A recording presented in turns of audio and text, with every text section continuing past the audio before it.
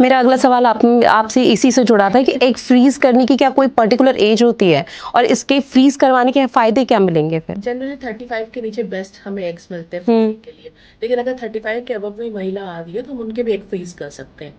फायदे ये है कि हमारा जो एग क्वालिटी है और क्वांटिटी है वो विद एज कम होता है।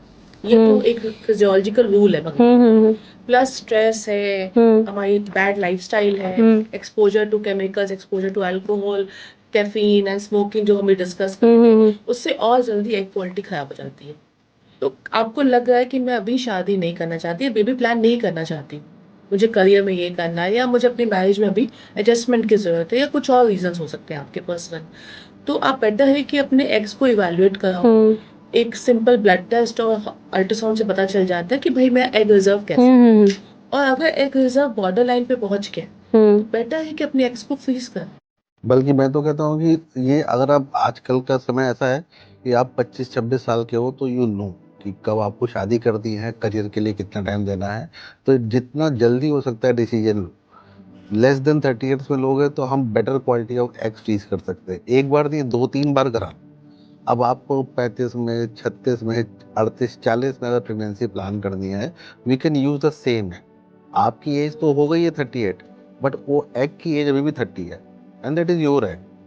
वही बात आ जाती है, आप at the age of 30 year you can run 10 kilometres, but at the age of 40 year it will be different. So Bollywood celebrities हाँ, डायना है। अभी हाल फिलहाल में मैंने एक मृणल ठाकुर का एक इंटरव्यू देखा था। उसने कहा था कि एक्ट्रेस ने कि मैंने अपने एग फ्रीज करवा लिए हैं, जबकि वो अभी एज उनकी 30 अनमैरिड है। तो मतलब ये जो प्रोटोकॉल है, फॉर्मूला है, ये सब पर अप्लाई हो सकता है। ये काम सबसे पहले डायना ने किया था। लेकिन इस बीच अगर बाद में मूड डाइवर्ट हो जाए, माइंड चेंज हो जाए कि भाई अब हमें शादी करनी है, अब हमें बेबी प्लान करना है, प्लान करो ना, करो ना प्लान। आपका तो बैकअप है। हाँ, अगर प्रेगनेंसी आ गई तो ठीक है, कोई दिक्कत ओके, नहीं, फिर आप उसको डिस्कार्ड करवाएं। लेकिन अगर आपकी प्रेगनेंसी नहीं आ रही है तो आपके पास तो रामबाण तैयार है।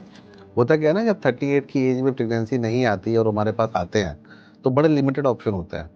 या अब आपका AMH या एग रिजर्व काफ़ी कम है, दिख रहा है 2 ही 3 अंडे हैं, हम करेंगे भी कोशिश, 2-3 आयु साइकिल ही फेल हो गए, फिर ऑप्शन होता है डोनर एग का। उससे तो बेटर है ना कि आप कॉन्शियसली अपने ही एग को यूज़ कर सकते हो, अगर आपने वो डिसीजन पहले ले लिया है। एंड स्पेशली जो आजकल का जो समय है जिसमें ज़्यादातर हम लोग करियर ओरिएंटेड हैं या मैरिजेस को उतनी इम्पोर्टेंस नहीं दे रहे हैं या रिस्पॉन्सिबिलिटी बच्चे के लेने के लिए थोड़ा समय चाहते हैं, this is the best option. I think this is the biggest boon of IVF process, so that we can freeze egg, even we can freeze sperm. There's many patients are there who are going for treatment of cancer, chemotherapy वगैरह करना है, तो before going to that therapy, chemotherapy or whatever immunotherapy, radiotherapy, they can freeze their sperm. And later on their life, they are getting married and they want to use their own sperm for having their own baby, they can use it. So these are the things which are kind of miracle with the help of this IVF procedures. हमारे पास एक unmarried girl I थी, वो police के exam की तैयारी कर रही थी। सडनली उसको पता चला कि उसको इंटेस्टाइन का कैंसर है। So before going for the treatment उसने अपने एग फ्रीज करवाए, क्योंकि एक बार कीमोथेरेपी रेडियोथेरेपी स्टार्ट होगी तो कहीं ना कहीं एग क्वालिटी पर कितना बड़ा ब्लेसिंग है उसके लिए।